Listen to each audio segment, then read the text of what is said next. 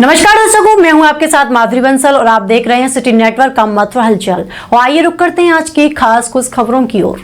UP के चर्चित पूर्व अधिकारी अलंकार अग्निहोत्री ने राजनीतिक मैदान में अपनी नई पारी का आगाज कर दिया है। सोमवार को कान्हा की नगरी वृंदावन से उन्होंने अपनी नई राजनीतिक पार्टी राष्ट्रीय अधिकार मोर्चा RAM के गठन की औपचारिक घोषणा की है। आपको बता दें कि अलंकार अग्निहोत्री उस समय सुर्खियों में आए थे जब उन्होंने स्वामी अभिमुक्तेश्वर नंद एवं UGC के नए नियमों से जुड़े हुए विवाद के चलते सिटी मजिस्ट्रेट के पद से त्याग पत्र दे दिया था। सरकारी सेवा छोड़ने के बाद से ही उनके राजनीति में आने की अटकलें लगाई जा रही थी। वृंदावन के श्री हरिदास धाम आश्रम में मीडिया से बात करते हुए अग्निहोत्री ने बताया कि उनकी पार्टी का नाम राष्ट्रीय अधिकार मोर्चा है। उन्होंने स्पष्ट किया है कि उनकी पार्टी के विजन में राम और कृष्ण दोनों का समावेश होगा और वह इन्हीं आदर्शों को साथ लेकर जनता के बीच जाएंगे। अपने राजनीतिक सफर की शुरुआत के लिए उन्होंने बांके बिहारी की नगरी को चुना। अग्निहोत्री ने कहा कि वृंदावन की पावन धरा में इस संकल्प की शुरुआत करना उनके लिए सौभाग्य की बात है।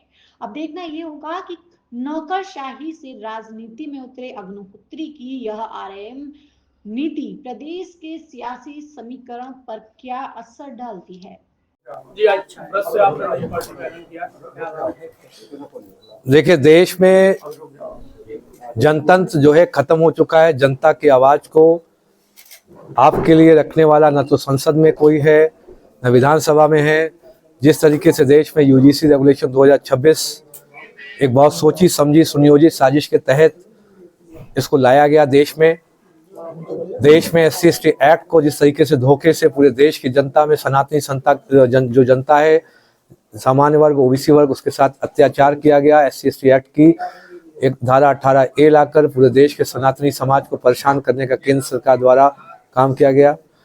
जब जनतंत्र खत्म हो चुका है तो हमें जनता को स्वयं आगे आकर हम लोगों को राजनीतिक विकल्प के रूप में अपने आप को स्थापित करना होगा। पूरा देश अब जो हमारा जो कोर वोटर था, जो केंद्र सरकार तो कभी भारतीय जनता पार्टी कहलाती थी, और BJP विदेशी जनता पार्टी में परिवर्तित हो गई है। हम लोग जो इनका कोर वोटर थे, सामान्य OBC जो कोर वोटर 70-80% जो कोर वोटर है, इनसे छिटक चुका है। ये छिटका हुआ कोर वोटर कहाँ जाएगा? उस कोर वोटर को हमको उसकी आवाज़ बनते हुए हमको अपने आप को पूरे समाज के जो निर्देश हैं, पूरे ईश्वर बजरंगबली का आशीर्वाद, माँ की बारी जी और श्री राम जी जो कृष्ण भगवान है, उनका आशीर्वाद लेते हुए हम लोग ये राजनीतिक विकल्प राष्ट्रीय जो अधिकार मोर्चा के क्रम में हम लोग स्थापित कर रहे हैं। देखिए, हमारे जो संविधान के जो मूल अधिकार, जो भारत का जो संविधान है, उस मूल अधिकारों की परिकल्पना में श्री राम भगवान है। और जो भारत के जो संविधान के नीति निर्देशक तत्व हैं कि राज्य को किस तरीके से कार्य करना चाहिए, जनता की किस तरीके से सेवा करनी चाहिए, वो कुछ नीति निर्देशक तत्व दिए गए हैं। उसमें कृष्ण भगवान है। 2027 हम लोग अब जब राजनीतिक रूप में विकल्प में स्थापित हुए हैं, हम लोग जो भी चुनाव होंगे, आगामी जो भी चुनाव होगा, अपनी मान्यता जो ECI election commission of India, माननीय भारत निर्वाचन आयोग के समक्ष हम लोग आवेदन करेंगे। और मान्यता आशा है कि बिना किसी रुकावट के, बिना लोकतंत्र की हत्या किए हुए जल्दी से जल्दी वो हमारे जो राष्ट्रीय अधिकार मोर्चा है उसको मान्यता देंगे।